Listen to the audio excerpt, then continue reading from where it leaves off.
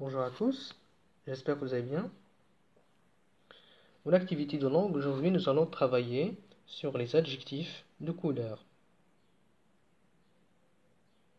Allons voir l'objectif de cette séance. Bien sûr, c'est apprendre à accorder correctement les adjectifs de couleur. Alors, avant même de commencer cette séance, donc j'aimerais bien qu'on fasse un petit rappel de ce qu'on a fait la dernière fois. Oui, c'est bien. Donc on a vu l'adjectif qualificatif. Oui, on a dit que c'est un mot qui sert à caractériser une personne, un objet, un animal, etc. Parmi ces fonctions, il peut être épithète, apposé ou attribut. Oui, au dernier lieu, on a dit que l'adjectif qualificatif s'accorde en genre et en nombre avec le nom ou le pronom auquel il se rapporte. Voici un exemple, une petite fille. Deuxième exemple, un petit garçon. Alors, l'adjectif employé dans la première phrase, c'est petite. C'est un adjectif au féminin singulier. Et la marque du féminin, c'est le E en rouge. Oui, bien sûr, ici, parce que l'adjectif se rapporte à un nom féminin. Donc, le nom qualifié, c'est la fille. Quant au deuxième exemple, un petit garçon, donc l'adjectif employé, c'est petit. Donc, l'adjectif est mis au masculin singulier car il renvoie, il se rapporte à un nom masculin singulier. Alors voici une liste des adjectifs de couleur.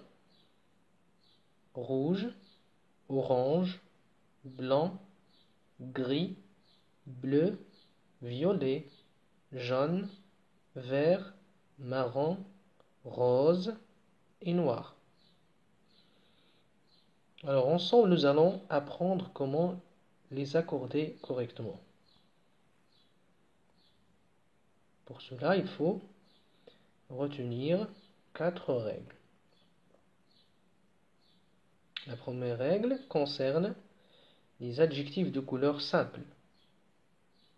Donc si l'adjectif est simple, rouge, bleu, vert, jaune, etc., il s'accorde en genre et en nombre avec le nom auquel il se rapporte. Exemple, des chats noirs.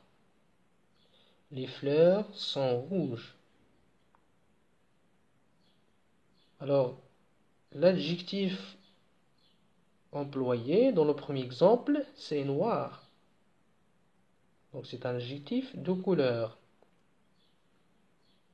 Donc il se rapporte à un nom, bien sûr, c'est un nom au masculin pluriel. Chat. Des chats.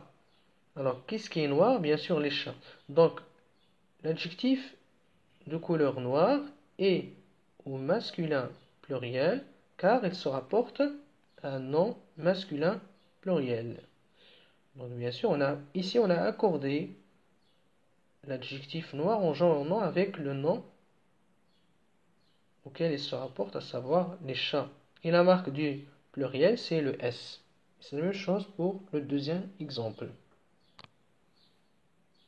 Quant à la deuxième règle, donc, il concerne les adjectifs composés de deux couleurs, bien les adjectifs composés. Alors, quand l'adjectif de couleur est composé de plusieurs mots, il reste invariable. Exemple, des assiettes vert clair, des wagons bleu foncé, des rideaux jaune paille. Troisième règle, quand la couleur est désignée par un nom commun, exemple marron, orange, cerise, etc., donc l'adjectif reste invariable. Voici des exemples. Des chaussures marron. Voici à quoi renvoie marron. Donc c'est un nom de fruit, marron. Des t-shirts orange. aussi, ça envoie un nom de fruit. Orange. Des yeux, émeraude, ça envoie un objet, une pierre précieuse. Donc, vous allez constater ici que les adjectifs ne s'accordent pas en genre et en nom avec les noms auxquels ils se rapportent. Pourquoi? Parce qu'ils sont issus des noms de fruits et d'objets. Alors, chaque fois que un adjectif de couleur issu d'un nom d'objet, de, de fruits, etc., donc il reste invariable. À l'exception, bien sûr, de rose, mauve, fauve, pourpre, écarlate, châtain, vermille.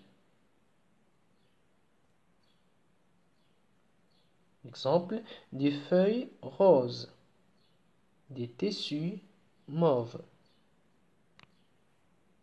Quant à la dernière règle, les adjectifs de couleur unis par la conjonction et restent invariables lorsqu'il s'agit d'une seule et même indication. Exemple, des oiseaux verts et bleus. Mais ils s'accordent lorsqu'il s'agit de deux indications distinctes. Exemple, des plumes vertes et bleues. Autrement dit, des plumes vertes et des plumes bleues. À noter ici que l'absence d'accord dans les cas ambigus ne constitue cependant pas une faute. Alors pour récapituler ce qu'on vient de voir, donc il faut dire que l'adjectif de couleur constitue d'un seul mot non dérivé d'un nom, il s'accorde en genre un nom avec le nom qu'il se rapporte, le nom ou le pronom qu'il se rapporte. Aussi, adjectif de couleur constitue d'un seul mot dérivé d'un nom. Ici, dans ce cas, il reste invariable, à l'exception de châtain, écarlate, fauve, incarnat, mauve, pourpre, rose, vermille, violet. Concernant les adjectifs issus d'un seul mot dérivé d'une langue étrangère, ils sont invariables. Les adjectifs de couleur constituent plusieurs mots, restent invariables. Les adjectifs de couleur utilisés ou bien unis par une conjonction de coordination, généralement invariables, ils s'accordent seulement s'il s'agit de plusieurs indications. Voici un exercice. Alors, on vous demande de trouver le bon accord.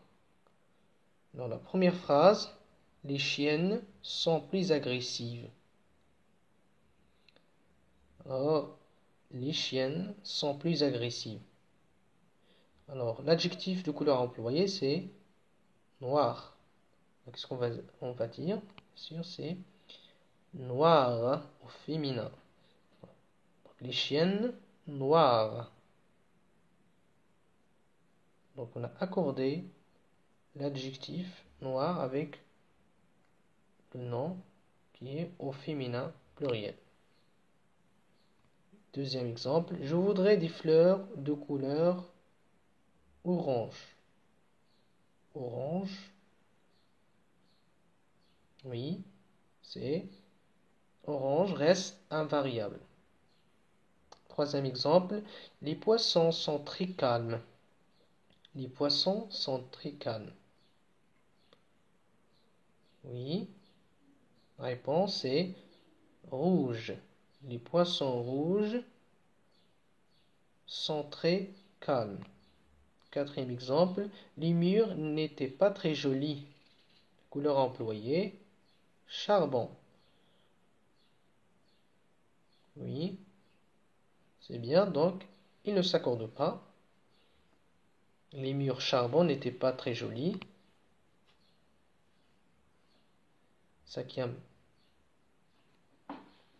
phrase, sa casquette était sale. Alors, l'adjectif, c'est blanc. c'est bien. Donc c'est blanche. Donc le féminin de blanc, c'est blanche. La dernière phrase. Malek porte des chaussures jaune canari. Oui. Très bien. Donc, jaune canari ne s'accorde pas parce que c'est un nom de couleur composé. Alors c'est tout pour aujourd'hui. Donc je vous souhaite bon courage et à la prochaine séance, Inch'Allah.